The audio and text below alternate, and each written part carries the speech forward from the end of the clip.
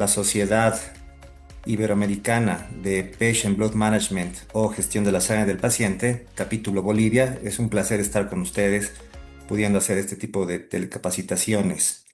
Vamos a dar 4 conferencias. A mí me ha tocado la parte introductoria sobre gestión de la sangre del paciente, generalidades. Bien, mi punto de partida inicia en los años 60-70. Es decir, que cuando hablamos de gestión de la sangre del paciente, tiene ya varios años esto, ¿no? Alrededor del inicio de los años 60, ese doctor Denton Cooley, que tal vez es una de las personas más reconocidas, más galardonadas de la cirugía cardiovascular en el mundo, en Houston, Texas, en el Instituto de Cirugía Cardíaca que tienen ellos allá en Estados Unidos, empezó él a hacer un cambio en el paradigma de sus cirugías. Este es un cirujano cardiovascular que inicialmente pues empezó a operar pacientes testigos de Jehová y él implementando 3 pilares con lo que tenía él en aquel entonces, que eran optimizar la sangre del paciente en el preoperatorio, buscando la anemia preoperatoria. 2, técnicas para reducir la pérdida sanguínea.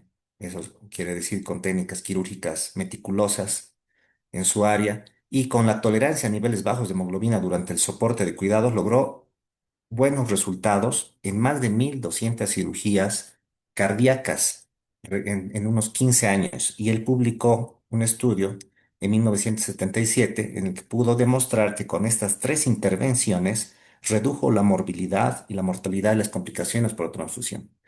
Su dicho era, corta bien, amarra bien y el paciente irá bien, tendrá buenos resultados, solamente haciendo eso, ¿no? Entonces cambió el paradigma e hizo algo que se creía imposible, que para una cirugía de alta complejidad, una cirugía mayor, que puedan ingresar sin sangre, sin transfusiones de sangre. Bueno, pues ellos lo lograron en aquel entonces con esos 3 pilares, pero de ahí pasó un tiempo largo en que nuevamente eso se fue olvidando y fue hasta fines de los años 90 con el doctor Isbister en Australia, el hematólogo australiano, que aplicando estos conceptos decide realizar un estudio muy importante en el occidente de Australia, con 600.000 pacientes y con 4 hospitales principales que tenía en ese lugar, en esa región, en el oeste de Australia.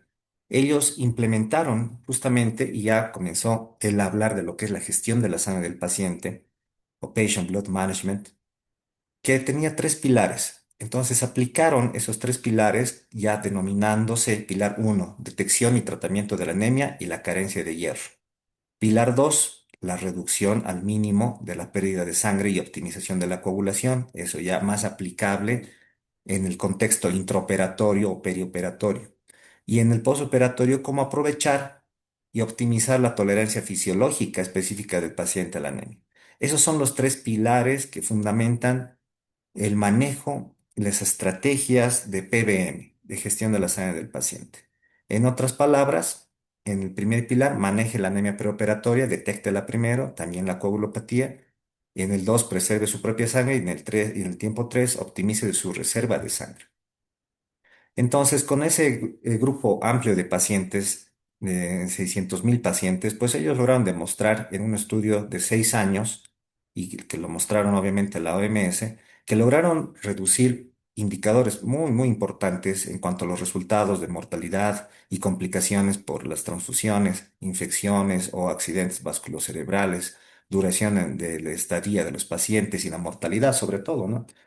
Bajando en un 30% aproximadamente la mortalidad, aplicando esos 3 pilares, las infecciones en un 21%, complicaciones como IAN o ACV del 31% también lograron disminuir, duración de la estancia en 15% y mejoraron varios indicadores relacionados a la anemia, porque se pudo disminuir el nivel de anemia de 21% a 14 solamente.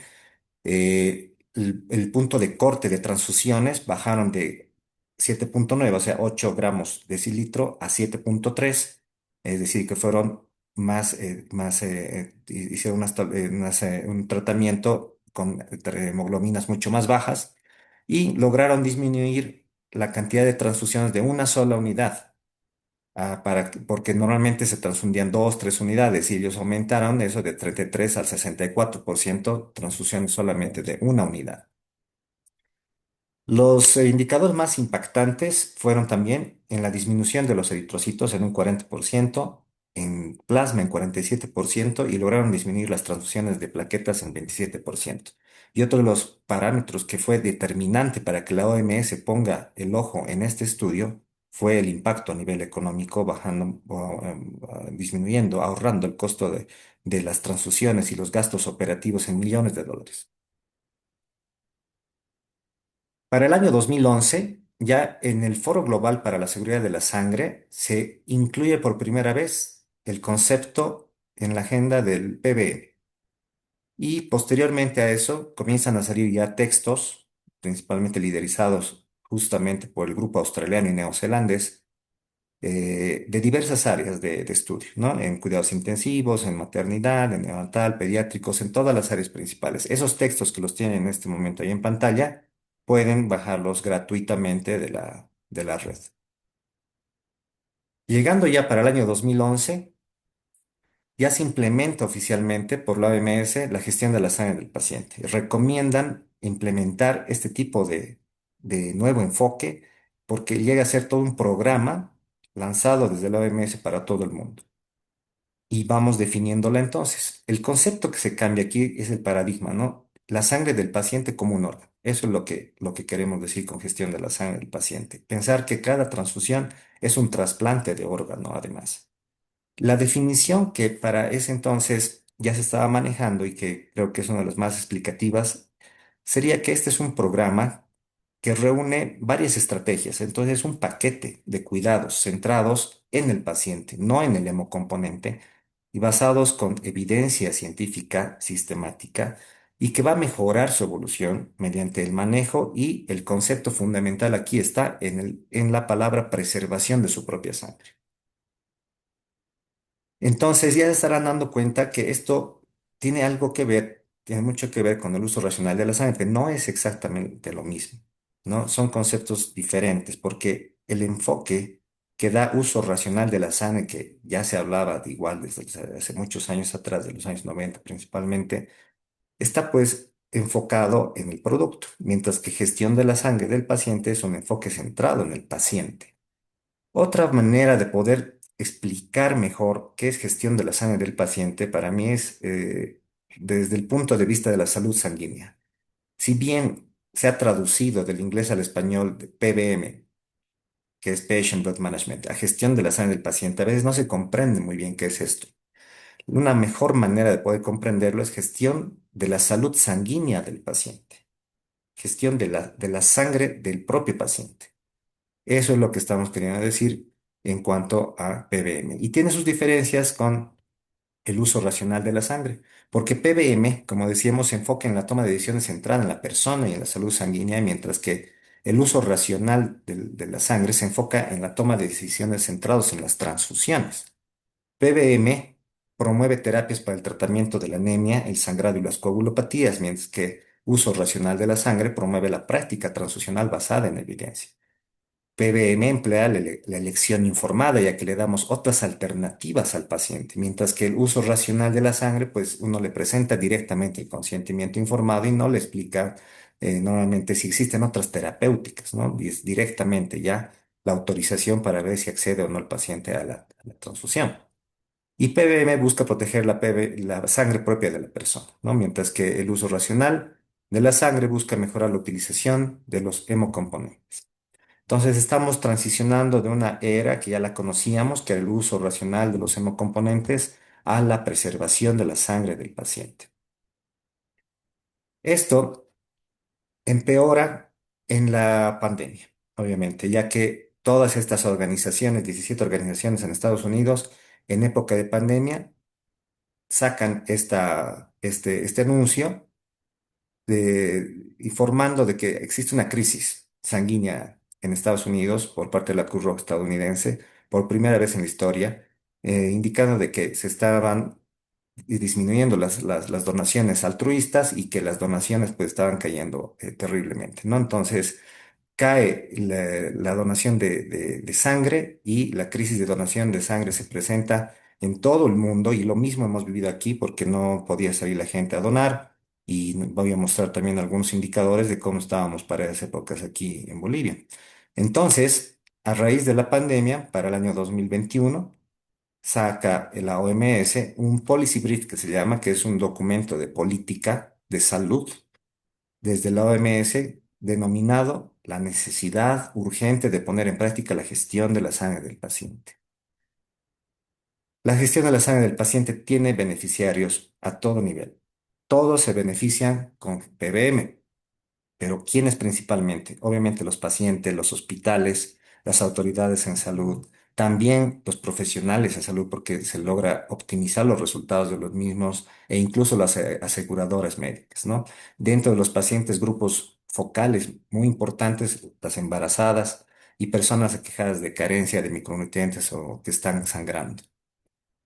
Sin embargo, este enfoque, este programa, pues es mucho más amplio y tiene que ver con todas estas áreas, muchas especialidades médicas, cirujanos, también clínicos, áreas críticas, gente de apoyo clínico como nutricionistas, perfusionistas, farmacéuticos, gente que está relacionada a la promoción de la causa de los pacientes, expertos en salud pública, expertos en puesta en práctica y la gente del área administrativa, gestores de salud sobre todo, ¿no? Administradores de hospitales. Todos ganan con PBM. Nuevamente los tres pilares y si lo que nos quiere decir este gráfico es que si tenemos una persona que ya está anémica y de paso presenta una hemorragia, se va a desarrollar una coagulopatía y vamos a terminar transfundiendo a la persona. Entonces, en el pilar uno, pues tratamos de enfocarlo de esa manera, ¿no? Detectar esa anemia, esa carencia de hierro sobre todo, porque sabemos que es la principal causa. Y en el pilar 2 tiene dos objetivos, ¿no? Reducir las pérdidas sanguíneas con adecuadas técnicas, uso de hemostáticos también, y manejar adecuadamente la coagulopatía y monitorizarla correctamente mediante tests convencionales o test viscoelásticos. Y podríamos resumir que todo eso se hace en el contexto de un sistema de alerta temprano que es el código rojo. Y el pilar 3 optimiza la tolerancia fisiológica a la anemia y con lo cual tratamos de evitar la transfusión sanguínea. Sin embargo, el cuidado de nuestro paciente va pasando por diversas etapas, pero es la misma persona, solo que va cambiando de mano en mano, pero no debería cambiar el concepto, ¿no? No deberíamos en un área transfundir mucho y en la otra estar cuidando, o en la primera etapa estar tratando de optimizar la carencia de hierro para evitar transfusiones y si es que ya llega una etapa de peridemática, de un cuidado agudo, cuando ya sangra la persona, que venga otro y le transfunda una gran cantidad, pues ya rompe con todo esta continuidad del cuidado que estamos tratando de promocionar.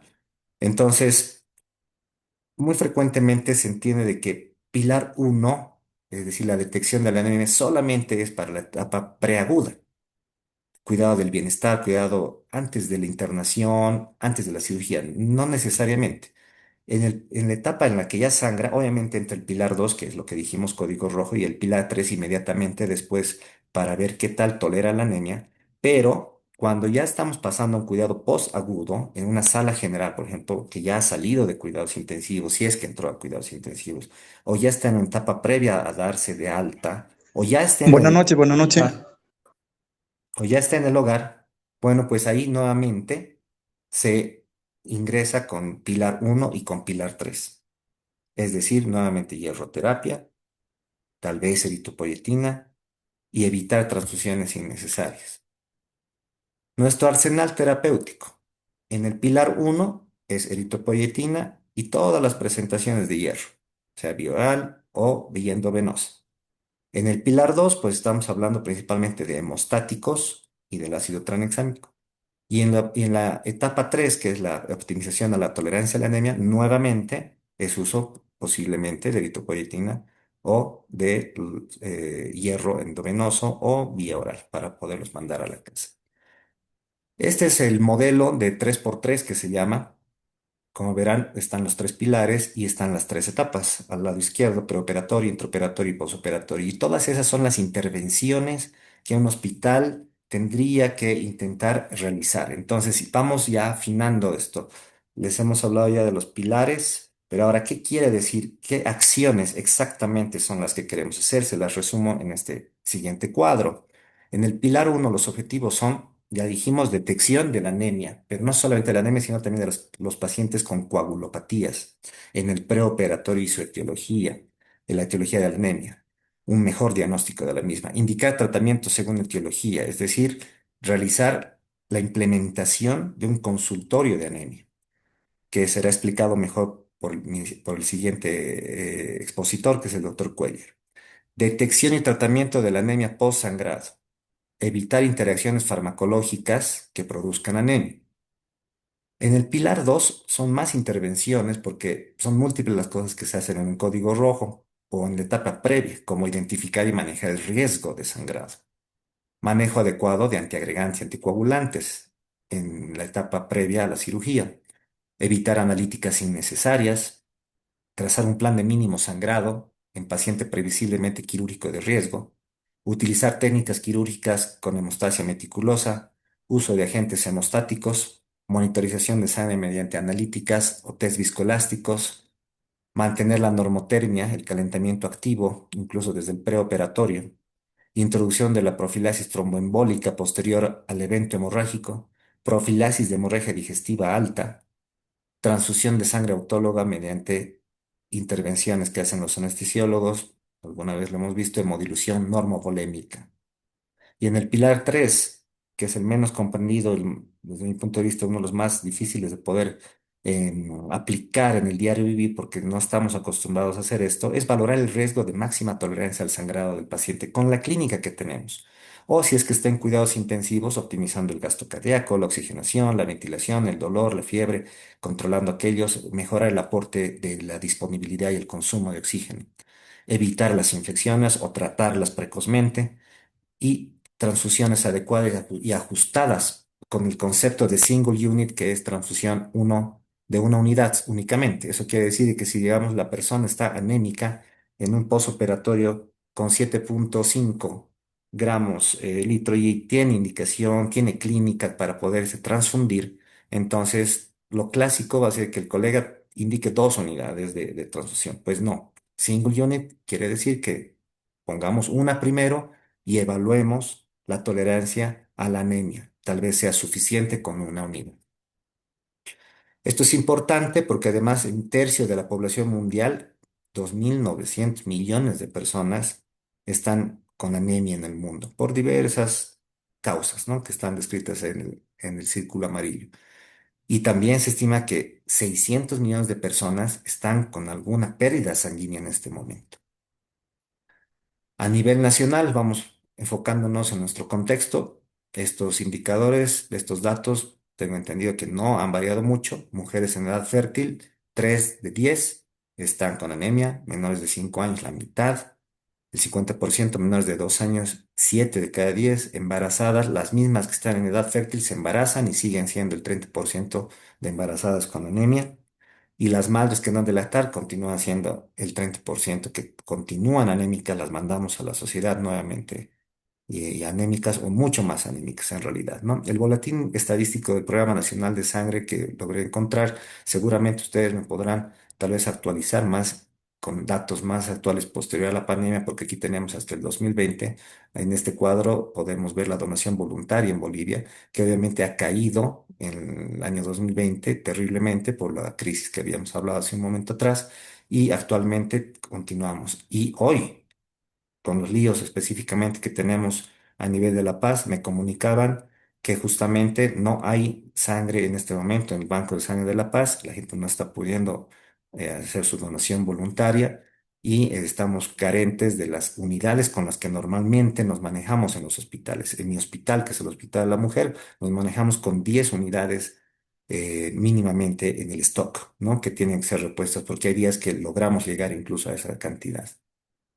El acceso a las transfusiones en Bolivia también obviamente ha caído y ustedes saben que ese es un indicador, la tasa de donación, y nosotros estamos alrededor de 9 por mil habitantes en Bolivia. ¿Y cómo nos va en cuanto a transfusiones? Pues estamos acostumbrados, especialmente en áreas críticas como emergencias, cuidados intensivos, a hacer transfusiones masivas, los protocolos de transfusión masivo, que suenan muy bien, el 111, 112, etcétera. Y estamos muy acostumbrados a administrar grandes cantidades de transfusiones como las que estamos viendo en este cuadro, 666, un pool de plaquetas, pool de crioprecipitados de 10 a 20 unidades. Obviamente las transfusiones llegaron para quedarse. No estamos queriendo decir que no hay que transfundir. Lo que estamos queriendo decir es que no es nuestra mejor terapéutica. Lastimosamente nos sentimos muy bien cuando estamos transfundiendo y es más como terapia psicológica para el que está indicando la transfusión, pero en realidad no le hace el efecto que como ustedes conocen, pues no llega a mejorar realmente en resultados concretos como la mortalidad, infecciones y más bien existen complicaciones serias y además nos estamos olvidando de que la gran cantidad de donadores que se requiere para un pool de este tipo, una transfusión masiva, pues es muy grande, ¿no? Los problemas de las transfusiones ustedes lo conocen muy bien: disponibilidad y costo, reacciones transfusionales, problemas en sensibilidad, sobrecarga de volumen y lo que en cuidados intensivos normalmente vemos cada vez más, que es el trali, el taco, infecciones asociadas y otras más. En la época en la que yo estudiaba, a mí se me explicaba que transfundir una unidad mejoraba la rehabilitación del paciente, mejoraba la oxigenación del paciente, el transporte de oxígeno. Hemos nacido con esos conceptos bien instaurados en nuestro ADN cuando hemos estado formándonos, y que con las transfusiones íbamos a prevenir o íbamos a parar el sangrado, y eso era superior a las enfermedades transmisibles. Esos conceptos en el siglo pasado, pues eran los que se manejaban. Con el tiempo, estos beneficios y riesgos han ido cambiando en cuanto a la importancia, y a medida que ha ido avanzando la medicina, pues se ha encontrado que existen reacciones inflamatorias severas que producen las transfusiones, la injuria pulmonar aguda, la inmunomodulación relacionada a transfusiones, la sobrecarga asociada a transfusiones, errores en transfusiones, sepsis e infecciones transmitidas por ellas. Este es un dato muy importante que puedo destacar. Hace pocos años atrás, el Ministerio de Salud de Gran Bretaña pues publica un estudio que tomó varios años, desde 1970 a 1991, mostrando de que muchas personas recibieron transfusiones y se complicaron. 30.000 personas recibieron transfusiones u otros hemoderivados infectados con hepatitis C o VIH, y de ellas 3.000 fallecieron. Hubo una protesta y se generó todo un escándalo por la sangre contaminada. Si esto pasó en Inglaterra, imagínense cómo es en otros países. ¿Qué quiere buscar entonces PBM? Usar la transfusión, sí, pero como último recurso, no como un reflejo automático como actualmente seguimos utilizando en muchos lugares. Auditorías y estudios muy importantes, siempre mostramos este gráfico, los que hablamos de PBM, un 90% aproximadamente de las transfusiones sanguíneas son innecesarias, ¿no? Como demuestra en este estudio de 15 hospitales en Estados Unidos.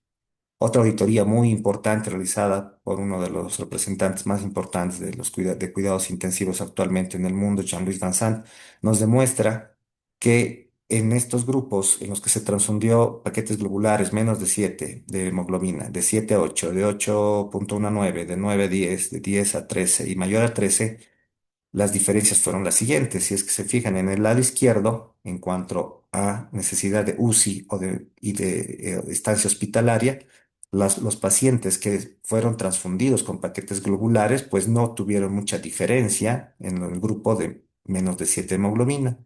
En el grupo de 7 a 8, pues tampoco había mucha diferencia. Por lo tanto, podríamos concluir que en los pacientes que son transfundidos con paquetes globulares, con hemoglobinas por debajo de 8, pues en realidad solo aumentamos los costos. Y en el grupo de pacientes que sí se transfundieron con hemoglobinas de 8 a 9, de 9 a 10, ahí sí ha habido alguna diferencia en cuanto más bien a las complicaciones, ingresos a UCI, ingresos o mayor mortalidad, mayor estancia hospitalaria, como podrán ver aquí, de 15 a 20, de 13 a 17, comparativamente en cada grupo. Lo que podemos concluir con esto es que pasada la transfusión en pacientes con hemoglobina encima de 8, más bien aumentamos los riesgos. La evidencia es contundente. Para el año 2026, este es el gráfico que podemos encontrar si es que hablamos de PBM. Las búsquedas han incrementado y las publicaciones sobre todo en PubMed y tenemos mucha evidencia. Por lo tanto, está presente esta evidencia, pero lastimosamente todavía no sentimos la repercusión en el médico por estos tres factores, ¿no? O el médico no conoce que esto está ocurriendo en el mundo o le cuesta el cambio y es uno de los factores y obstáculos que principalmente tenemos nosotros en los hospitales y en los centros de salud que queremos implementar PBM. Y el factor 3 que es el que más nos preocupa porque ese no lo podemos cambiar, y es que simplemente no le importa a veces al colega este tipo de estrategias que se quieren implementar, ¿no?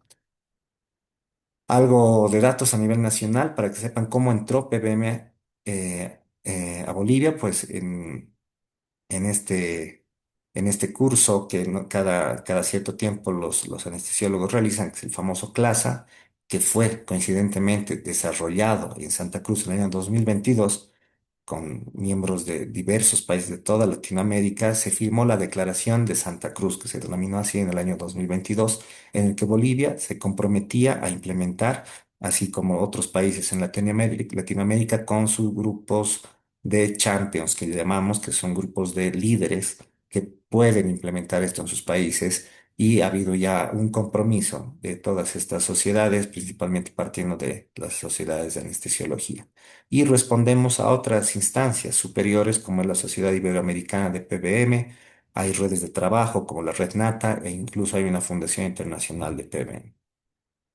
Desde aquel año entonces se realizaron ya algunos cursos taller con una metodología y con temática ya estandarizada. En Sucre el año 2023, primer curso taller, otro gran curso taller para el año 2024 en Santa Cruz. Ha habido múltiples intervenciones que se han hecho a nivel local por cada uno de los miembros de la Sociedad de PBM de Bolivia y estamos intentando implementarlo.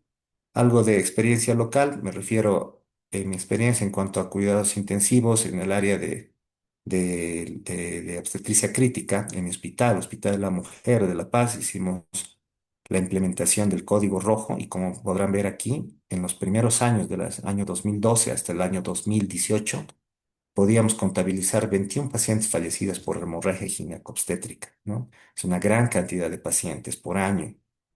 Entonces, para ese año, para el año 2018-19, dijimos, vamos adelante de una vez con código rojo, porque obviamente ya sabíamos que había esa estrategia y la cantidad de personas que fallecieron, pues se redujo considerablemente una vez implementado un código rojo efectivamente instaurado, y con mucho orgullo puedo decir que ya son 3 años con este abril que no ha fallecido una mujer embarazada por hemorragia obstétrica en el Hospital de la Mujer, con lo que podemos concluir que esto obviamente sí funciona. Nosotros empezamos con el pilar 2. Actualmente estamos haciendo hoy el pilar 1. Empezamos por el medio, ya, pero no importa, los resultados ya se dieron y obviamente ahora implementando el pilar 1, que es la detección de la anemia, pues nos está yendo mucho mejor. Finalmente, para ir concluyendo, pues el fundamento de PBM se centra en las tres E's que le llamamos, que es la evidencia. Hay suficiente evidencia que lo sustenta, la ética y la economía, y y una cuarta E que podemos adicionar, que es la educación, y eso es lo que estamos justamente haciendo hoy día. Para concluir, ¿por qué es importante implementar un programa PBM? Son múltiples las causas desde el punto de vista de la evidencia, porque PBM disminuye las transfusiones innecesarias. Disminuye la morbimortalidad con mejores resultados en cuanto a menores infecciones, menor falla multiorgánica, estancia hospitalaria y mortalidad posoperatoria. Mejora los resultados quirúrgicos de los equipos quirúrgicos que tenemos en los hospitales.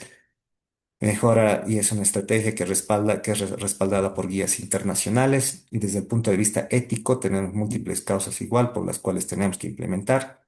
PBM, seguridad del paciente, eso tiene que ver justamente con gestión de calidad, medicina centrada en el paciente y el concepto fundamental de la medicina, que es el no hacer daño, primum non nocere.